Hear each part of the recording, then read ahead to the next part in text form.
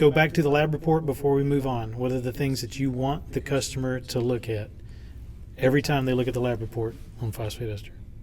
They need an acid number of below 0.1. 0.1 is the limit.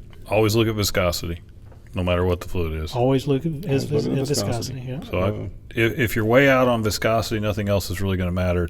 It's so. And that is the number one factor, so that is important. So you want your water content to be below 0.05% by weight or 500 parts per million. Yep. Since most of these systems that we encounter are include servo valves in the 1,500 to 2,000 pound operating pressure range, your upper limit for ISO cleanliness code should be 151310 or lower, preferably lower. And then the other thing I guess we would be remiss for not touching on would be the MPC data. A lot of labs report the delta E value when they do MPC analysis on phosphate ester fluid. I can't tell you how many times I've been contacted by a power plant thinking that, you know, the whole world's coming to an end within their system because their MPC delta E is in the critical range.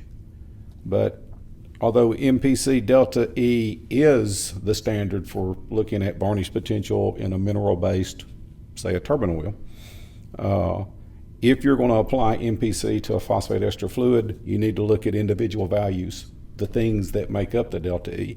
You need to look at delta L, you need to look at delta A, and you need to look at delta B. Just real quick for people who may not know, that's MPC is membrane patch colorimetric, and essentially what it is, without getting into all the specifics of the test, you're using a solvent to drop out soluble contaminants, and they're coming out on a patch. And what you're doing is you're looking at a level of things that you wouldn't necessarily be able to remove mechanically, but that can cause damage. So it's looking at how dark a patch is compared to a new one, and it's giving you a look into the soluble contaminants that are in the fluid. Sorry to interrupt. Not everybody knows what that that's is. A good point. But delta A covers half of the colors in the rainbow. Delta B covers the other half. And then delta L is the white to black scale. And without getting nerdy, there is a formula that where you take those three values and extrapolate what is actually reported as delta E. But a delta E value on a phosphate ester fluid will, the vast majority of times, come back as critical, which can cause you at the plant to be chasing quote unquote ghosts.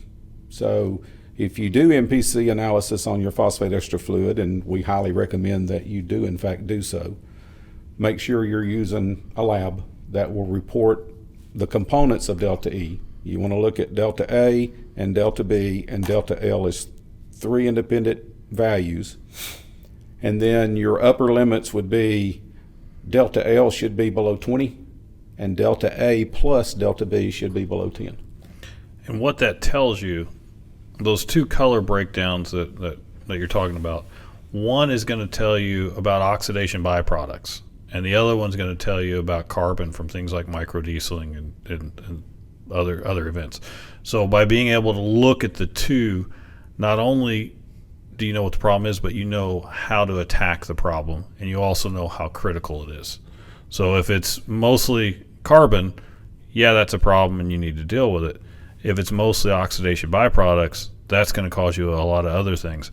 And they have different technologies to approach them. So we were talking about electrostatic for the carbon, and then we have the resin for the oxidation byproducts. But it really gives you a window into what's going on, but it also really helps you develop your strategy on how to address it, and it helps you know how quickly you need to address it. Correct.